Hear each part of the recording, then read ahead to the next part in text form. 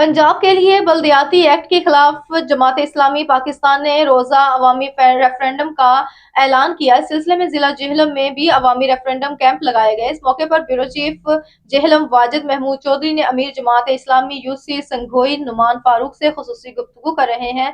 हम आपको वहां लिए चलते हैं। जी बिस्मिल्लाहिर्रहमानिर्रहीम। नाज़रीन, इस वक्त मैं मौजूद हूँ जिला जेहलम के नवाई गाँव संगोई में, जहाँ पे जमात इस्लामी की जानिब से जो है वो एक रेफरेंडम का ऐलान किया गया था। उसके लिए खुसूसी कैंप लगाया गया।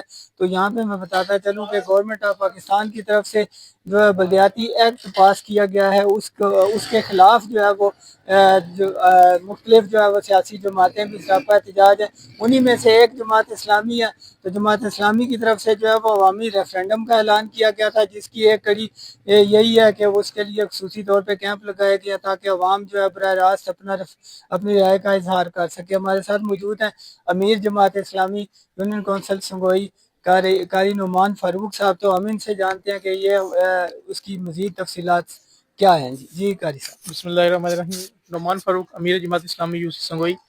हाफ़िज़ नईमुर रहमान साहब ने जो पंजाब का बल्दियाती एक्ट 2025 जो है वो पास हुआ है, उसके खिलाफ अदालत में भी हम गए हैं।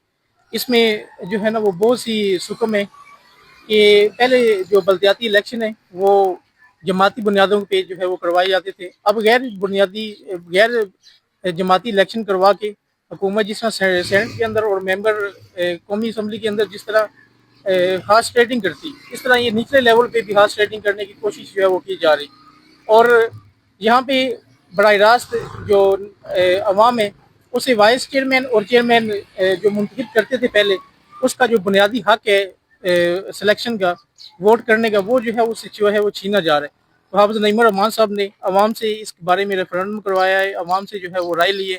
हमने अपना कैंप जो है वो शुरू कर दिया है। हम अदालत में भी हैं। इंशाल्लाह हम अवाम को अवेयरनेस भी देंगे इस कानून के बारे में और इसके बारे में सब कुछ बताएंगे। इंशाल्लाह हमारी कामयाबी होगी।